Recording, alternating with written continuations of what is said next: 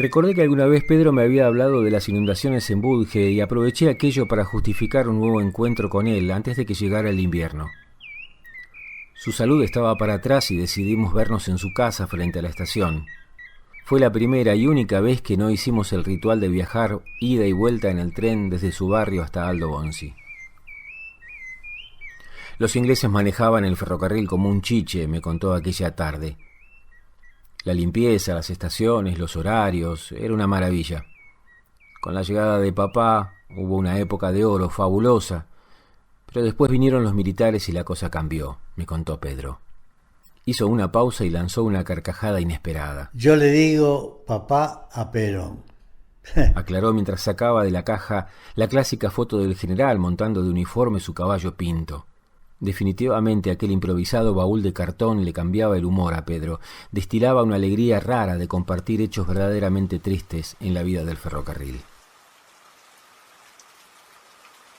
Miré el reloj y calculé el tiempo que me quedaba hasta que pasara el tren de regreso.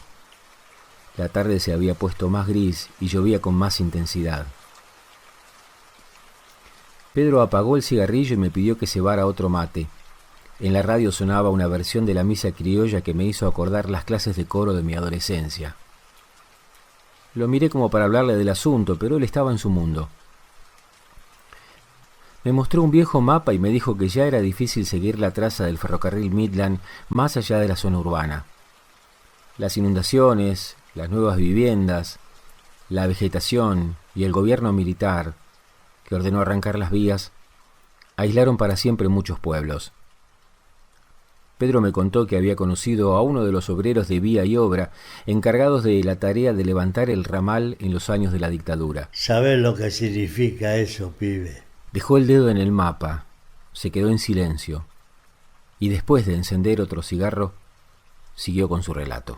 Significa que pasás a ser el verdugo de tus propios compañeros y además te dan una soga para que te ahorques.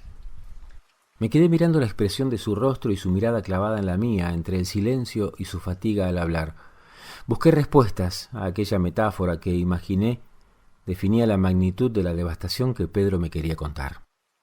Levantar las vías es la tarea más triste que le puede tocar a un ferroviario. Vino un tipo y les dijo: de Plomer para acá queda, de Plomer para allá vuela todo. Entonces la cuadrilla empezó a hacer su trabajo en silencio. El último tren, formado por varias chatas tiradas por una locomotora General Electric, recibía lo que se iba desarmando. Un par de hombres aflojaba los bulones de las eclisas y otro grupo quitaba los tirafondos, uno a uno, como quien arranca una daga del corazón moribundo.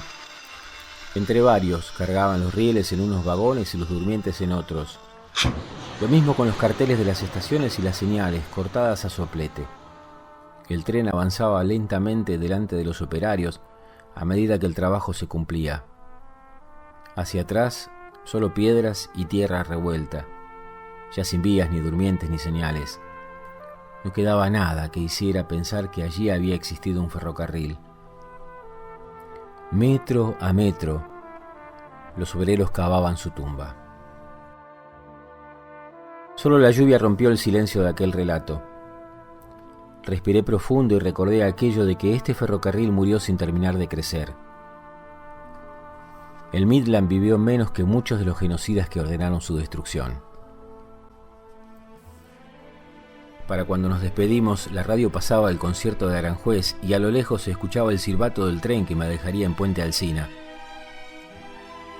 Me fui bajo la lluvia pensando en la inundación, en el genocidio y también en los obreros que cavaban su propia tumba.